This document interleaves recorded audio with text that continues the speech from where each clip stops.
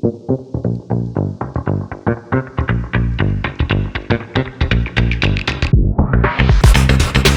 Russian McAllister, so I'm the Life Science Lead, DBT Northern Ireland. So thank you, Harani, for inviting us here. Thank you for all the hard work you do in the life science sector in Northern Ireland. So I'm just going to give you a very high-level whirlwind tour of what DBT does. I'll then pass you over to the sector team from London, who'll discuss life science opportunities, and then Roger Johnson, an export champion with DBT, who's going to share his real-world experience of exporting. Okay, so we'll share these slides at some point, no doubt, so I'll not go through this in detail, but just the general overarching ethos of what our department does is we help businesses grow, and we're the voice of business at the government level. So geographically, we work across the whole of the UK. We have a footprint in over 100 countries. So we don't just have regional specialists, we've got life science specialists all around the world in various markets. So in China, for example, I think we have up to 30 life and health science experts there. So we have a very large, wide and deep network all around the world. So we're dedicated to helping you gain access to markets and also to attract investment. So I'll encourage you to have a look at our website, so all the details of what our services are there. So we do a whole range of things that can range from webinars where you can find out information yourself, so that might be IP protection or how you access various healthcare systems, and then the service can then range up to in-market one-to-one support. We also support free trade agreement negotiations where we'll take businesses' thoughts on board and feed that into policy and free trade. And then I will triage various opportunities towards the sector team in London. So you may think if you're a startup, what's exporting got to do with me? But if you export, your company's going to grow faster, you're going to be more productive, and you're going to be more resilient, and you're also going to employ people and give them higher salaries. So very good reasons why you would want to export. Please use us, please tap into our global networks, and we can help you access markets. So these can be well-trodden markets such as the US and Europe, but we also have a very large footprint as well in South America, China, the Middle East is where we're doing a lot of work, and the sector team will tell you about opportunities there. So please use us. I'll be about all today at the dinner. I'll be about all tomorrow, so please just nab me if you want to find out more about this. The life sciences are a major priority within the UK government and also within our department. So I'm going to pass you over to the terrible duo, Emma and Olivia from the sector team in London, who's going to tell you about life science opportunities that you can all avail of. So thank you very much. Hi everybody, I'm Emma and this is Olivia. So I'm just going to tell you a little bit about kind of what the sector team does. So we work in London, so from DBT London. So we're in the life sciences sector team in the medtech part specifically. So we'll just tell you a little bit about what we do, and yeah, hopefully we can help. So as Rasheen mentioned, life sciences is very much a strength for the UK. So it's very much an area where it is a government priority and it's got very strong support behind it. So one of the areas that we have is in terms of strategy and policy. So for instance, the Life Sciences Vision that was launched in 2021, which is a 10-year plan of how to really invigorate the domestic ecosystem. On top of that, last year, the MedTech strategy was launched, which was all about making sure there was an ecosystem for the right product at the right place, at the right price. And we've had recent other strategies, such as the National Vision for Engineering Biology, so one of the 5 critical technologies, and a lot of work is going in that space. Governmental support, of course, lends towards funding. So last year, there was a very big package for growth, which was a package of policies through the Office for Life Sciences, which was 650 million. And then that was reiterated by the manufacturing fund that was announced in the autumn statement, which was 4.5 billion 520 million of which was dedicated to life sciences, and that's going to be live soon. So we'll just go a little bit into what we kind of do in the sector team. So we work with regional colleagues like Rasheen, as well as kind of our embassies abroad, which Rasheen said a little bit, to support export, so helping UK businesses to expand their horizons abroad. We work kind of with the Export Academy and the Export Support Service to do all this, to help kind of businesses thrive in markets and give them a little bit more information about where they can go and what kind of markets their kind of product would be good in. We also work to facilitate investment into the UK. So in the sector team, we try and create an environment that is good for investment, but also working with other colleagues in DBT who work directly on investment and driving investment in the life sciences sector. And one of our main jobs at the moment is kind of supporting the UK business environment as a whole, so working with other government departments and especially in the medtech sector, being the voice for SMEs, so making sure that they're heard and making sure that any kind of changes are have them in mind, basically.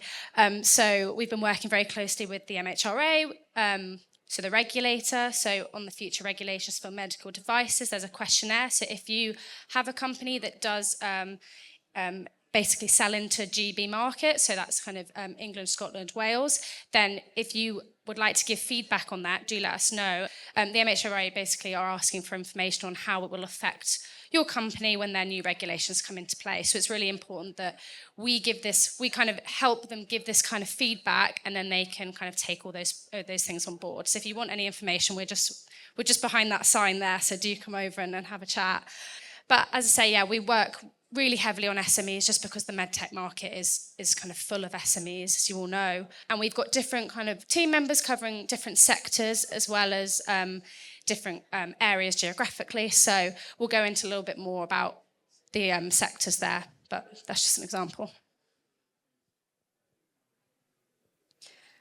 Okay, so one of the ways that we lend support is having a presence at different global events. So we'll talk a little bit more about that in a little bit, but usually what it involves is taking 12 delegates, as it were, to be featured on the pavilion and on their stands so that people can be aware of the different opportunities. And then during those events, we will run different networking opportunities for those that are attending them. Another area which we feel is very good and is a great value is through running trade missions, so more towards going to maybe difficult to reach markets and making sure that UK businesses are put in the right rooms with the right people to make sure that their products can be sold. Emma mentioned this and Rasheen also mentioned this, that we've got a wide number of colleagues in a really broad range of markets who are specialists in life sciences, and they know the key distributors in their region, they know the key aspects of their market, they know how to take a product to be sold. So that's a real business intelligence knowledge that you as UK SMEs can draw upon. We also, one of the things that Emma's going to talk about in a minute is we produce promotional export and investment materials, so very much highlighting different areas where the UK is excelling. So these involved featuring a number of companies offering a flavour of the innovations that are in the UK. We also, as Rasheen mentioned, part of our department is involved in negotiating free trade agreements and market access barriers. So making sure that any free trade agreements or any policies that are put in place are factoring in SMEs for life sciences and making sure that that is a priority. We also work, as Emma mentioned, very closely with other government departments to feed into policy to make sure that they're as good as they can possibly be. We're doing a lot of work with the Machines Health Regulatory Agency to make sure that their new reforms are good for UK businesses and make sure that that is great for export. We are also very closely linked with the Office for Life Sciences and very much feed into their domestic policies to make sure that what we're hearing on the ground from UK companies is factored into decision making. And we also, part of our remit, so we also have strategic account management with various different companies, and that can be through the sector team as well as through regional leads. But another aspect is having key strategic partnerships with trade associations, so for instance, with Harani in Northern Ireland.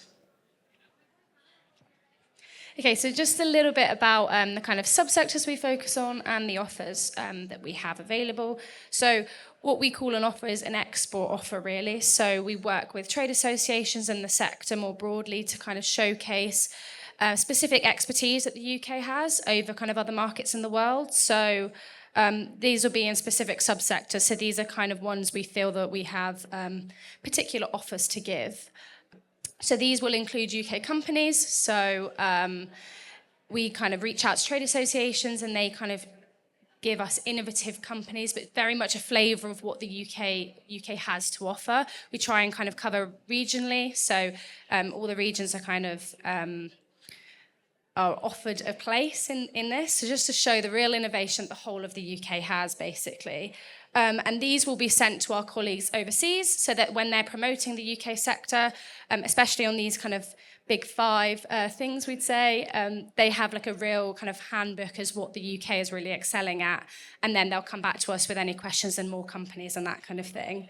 So the aim of these is just to support UK business a little bit further and help our colleagues overseas really push out the kinds of export opportunities we have to their distributors and their hospital groups and that kind of thing. So the assistive technology one was launched last year, and the genomics, there's a new genomics spotlight, as we're calling it, coming out in June, so that will be very much focused on genomics, and we've been working with kind of trade associations and the devolved governments on that. And then engineering, biology, and AI and life sciences hopefully coming later in the year as well. So if you are kind of involved in any of them, do just get in touch. And also the digital health playbook kind of showcases big innovations in the digital health space as well. Okay, so we've touched a little bit about this, but the different events that we're part of. So specific to MedTech, we have presence at Medica and Arab Health in the past. But from an investment side as well, AdvaMed in North America is something that we've taken part of. More on the biotech side of things, bio is a very big event for us, and we'll be there in June, and again, we're taking a number of UK companies to make sure that they're highlighted to investors and buyers, etc. And Syn Bio Beta, two of our colleagues are going out to California, which is the big engineering biology conference. In terms of trade missions, so last year we ran, and the following year before that actually, we ran a very successful trade mission to Saudi Arabia, which we are doing again this year. And that is taking 12 colleagues out. I know Roger went on the mission last year, so he'll be able to tell you a little bit more about that. But it's our intention that in the future we'll run more trade missions, purely because we can make sure that people are in the right room and get as much contact as possible. In terms of strategic international relationships, so we have a very close link with the Texas Medical Center, and there is a BioBridge program that we sort of signed into law, I think, in 2016, so it's been running for a long time, and that now involves 12 to 15 companies, UK companies, mostly startups, going out to the US and going on effectively a 6-month accelerator-like program where they get to understand the US market, and have some various different support there. Thank you all for listening. On to Roger, but if you have any questions, either you can email one of us or we're just behind the big sign there. Thank you. Good afternoon, everyone. Hopefully, I think probably the last person to speak to you. So I'll try and keep it focused and short and hopefully a little bit entertaining. So who am I? My name is Roger Johnson. I'm CEO of a company called Axial 3D. We are a growth stage Northern Ireland headquartered, very proud Northern Ireland and proud UK and proud Irish company. I'm also what's called an export champion. And what that means is on behalf of DBT, I promote why organizations should consider export as a key part of their growth of the future. I speak at some events. I am frighteningly on billboards and things like that. So if you've seen any car crashes, that could have been me scaring people. A little bit about us.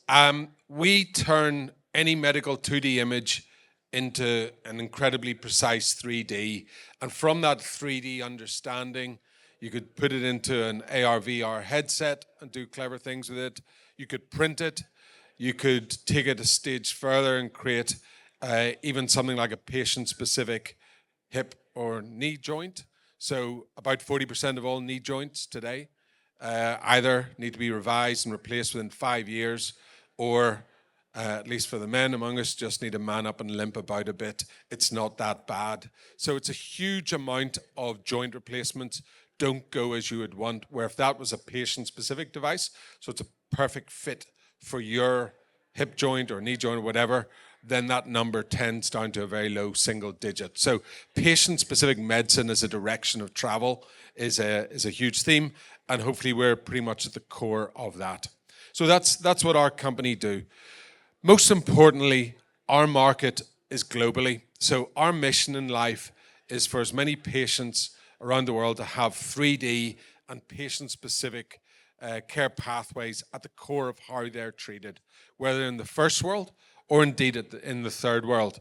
And to do that, by definition, in case anyone doesn't know, the majority of people are outside of Northern Ireland or even outside of the UK where the NHS exists. So we've got to actually consider our business model from day one as being export-centric.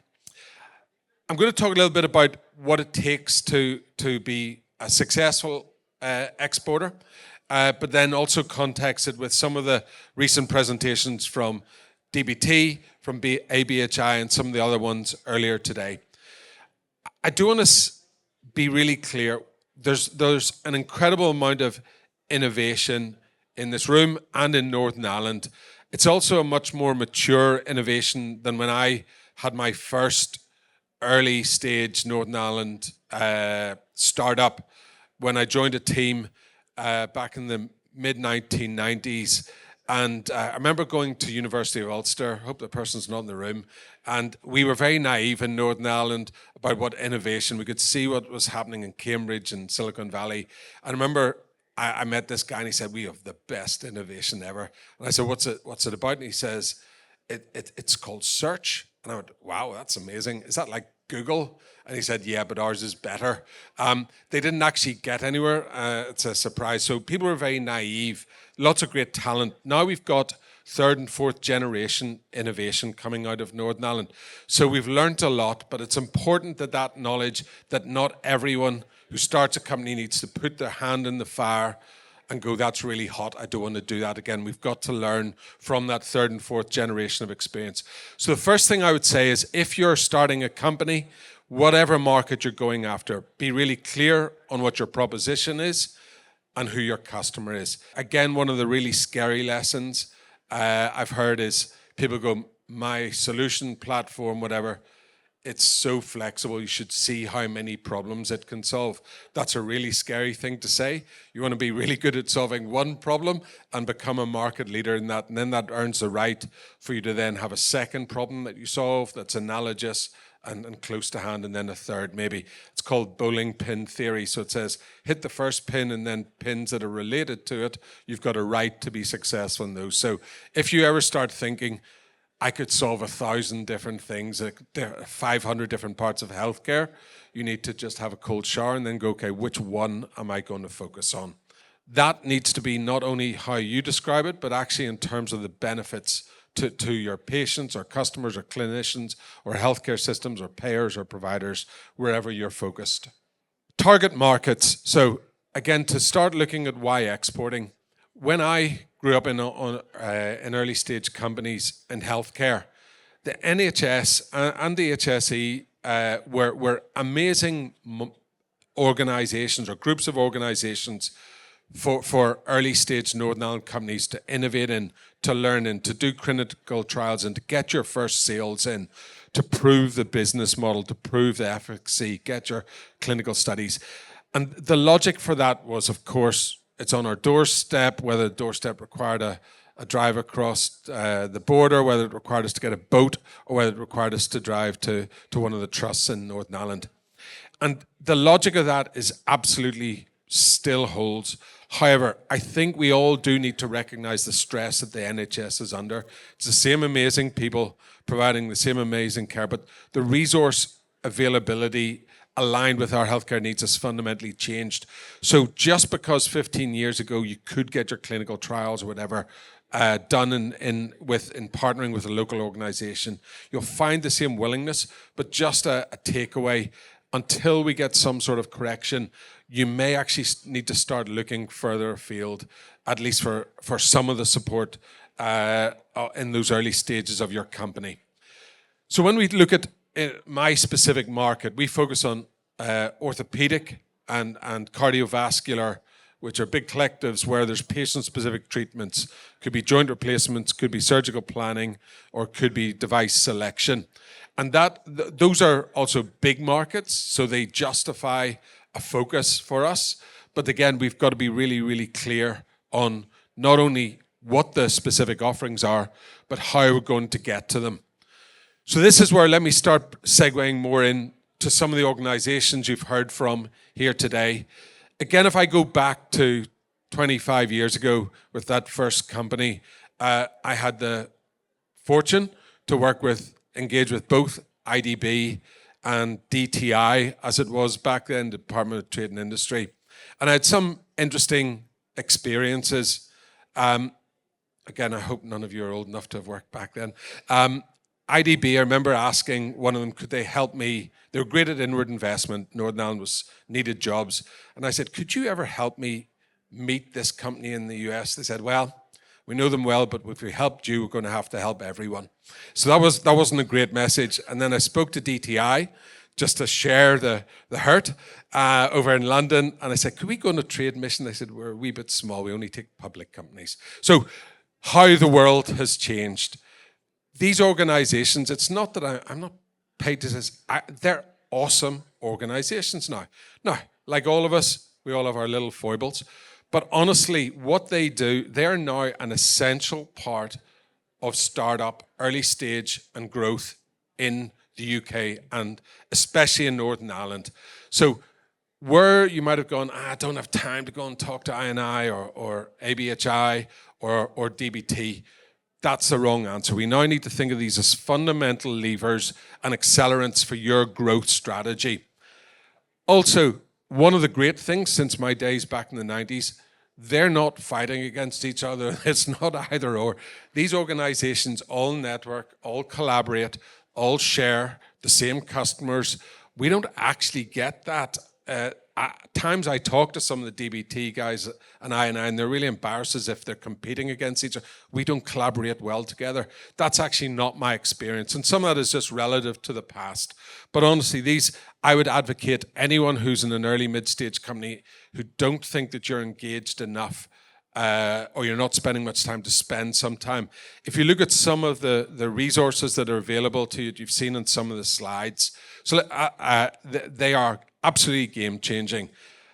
If you think I have to export, I want to achieve my mission, I want my technology to be used for millions of patients worldwide, whether first world or third world, I don't even know how to get to the third world. I have no idea. I certainly don't have any way of speaking to a local representative there. That's where DBT come. In the first world countries, of course, these are much more mature entrepreneurial ecosystems, but I still need to get to the right people in those organizations. And the number was 2,000 life science professionals in DBT. That's an awful lot of people across 200 countries. And their role in life is to help us get access to markets and to bring trade back to the UK. That's their only purpose in life. And by the way, in some of these countries, they have awesome locations.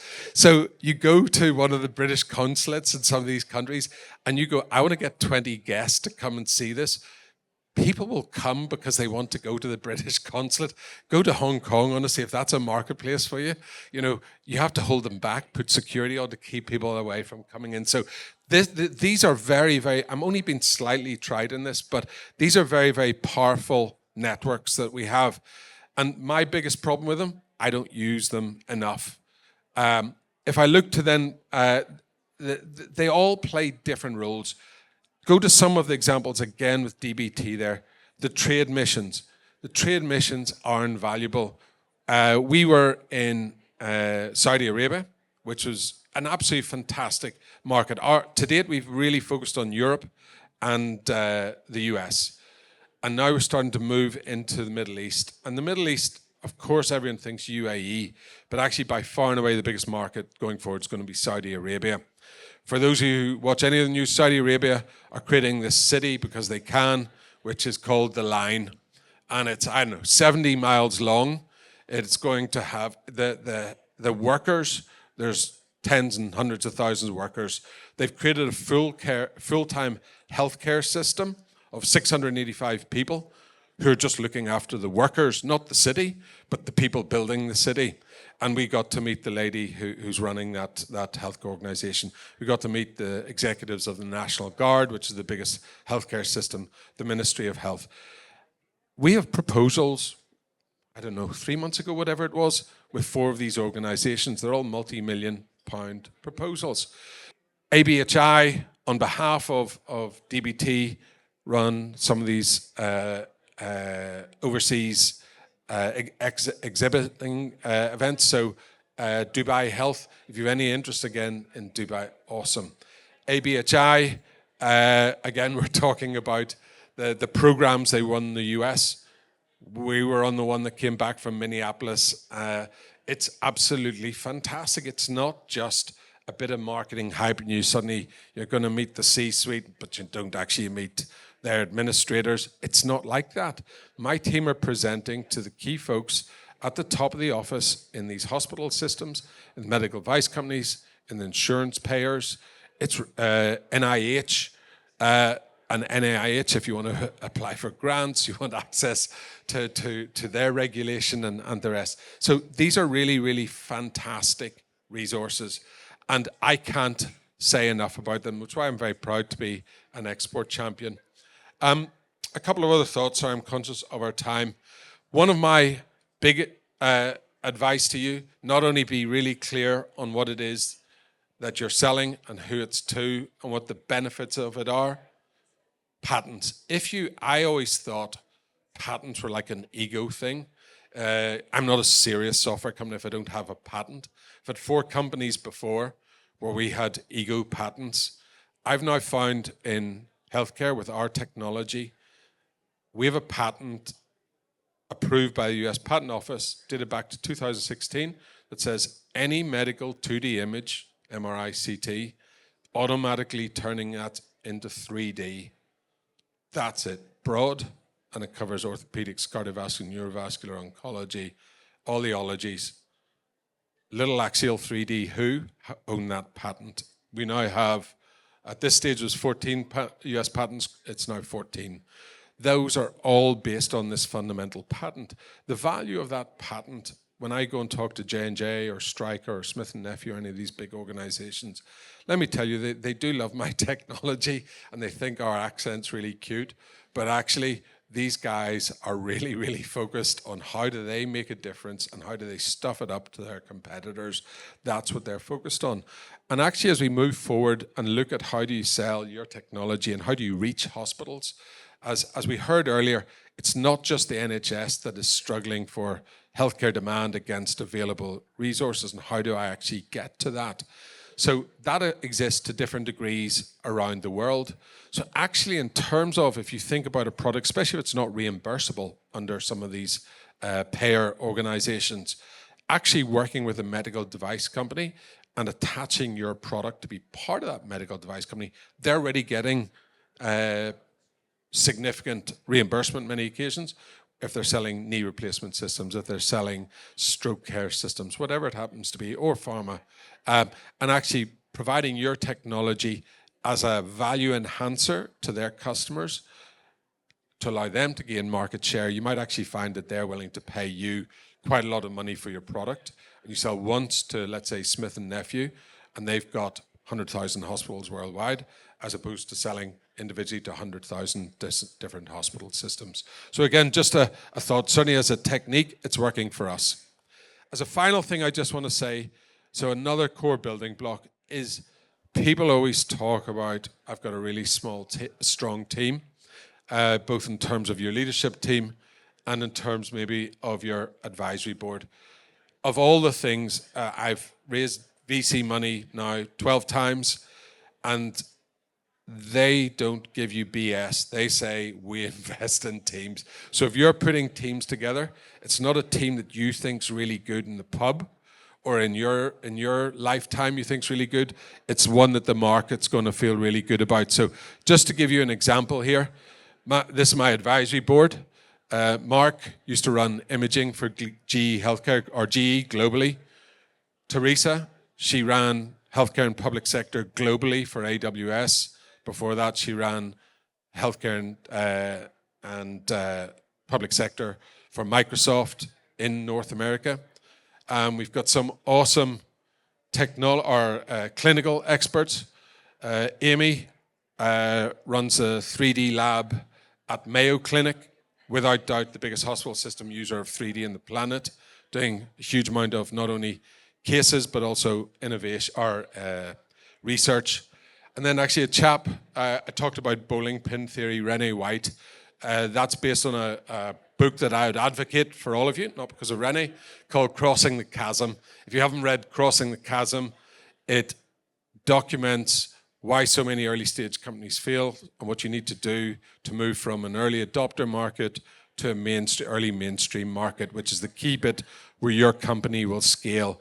And that divide notionally between an early adopter market and what you need to do to succeed in that is fundamentally different to how you succeed in a mainstream market, and that is a chasm. So you need to cross that chasm, and Rene is one of the partners at the Chasm Group. So we've put together, for a little known Northern Ireland company, we've no more resources than any of you have. We've no more networks, no more ability. But that is a team, when we go into a VC or anyone like that, they stand up and go, shit, you actually at least give us a half full rather than a half empty view of the team. Anyway, folks, just some semi-formal ramblings of a late afternoon person on a Monday. Delighted to tell you more offline about Axial 3D. More importantly here today, I would advocate for those of you who look at whether it be DBT, I&I, ABHI as a nice extra, a nice bolt-on. They're not. They're an accelerator for your success, a core part of it. None of these organizations charge you.